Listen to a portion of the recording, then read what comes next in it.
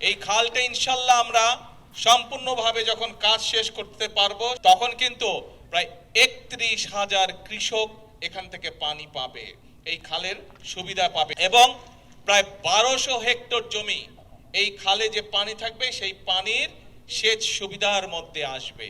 ৩.৫ লক্ষ মানুষ এই খালের পানির সুবিধা পাবে, এই খালের পানি বিভিন্নভাবে তারা ব্যবহার করতে পারবে। এবং শুধু তাই নয়, সবচেয়ে বড় যে বিষয়টি হচ্ছে এই এলাকার কৃষক ভাইরা তারা যে ফসল উৎপাদন করবে, এখন যেই ফসল উৎপাদন হচ্ছে তার থেকে প্রায় ৬০,০০০ মেট্রিক টন বেশি ইনশাল্লাহ ফসল উৎপাদিত হবে। এই কাজগুলো করলে মানুষের ভাগ্যের পরিবর্তন হবে।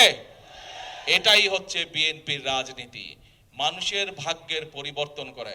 আজকে যে মাসে ৫,০০০ টাকা কামাই করে, আমরা চাই তার আয় রুজিটা আগামী ২-৪ বছরের মধ্যে যাতে ৫ থেকে ইনশাল্লাহ ১০,০০০ টাকায় পৌঁছে।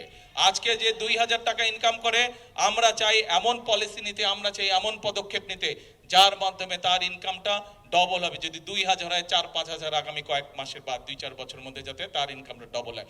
এটাই হচ্ছে আমাদের রাজনীতির লক্ষ্য, এটাই হচ্ছে শহীদ জিয়ার রাজনীতি, এটাই হচ্ছে খালেদা জিয়ার রাজনীতি এবং এটাই হচ্ছে আপনাদের নির্বাচিত বিএনপি সরকারের রাজনীতি।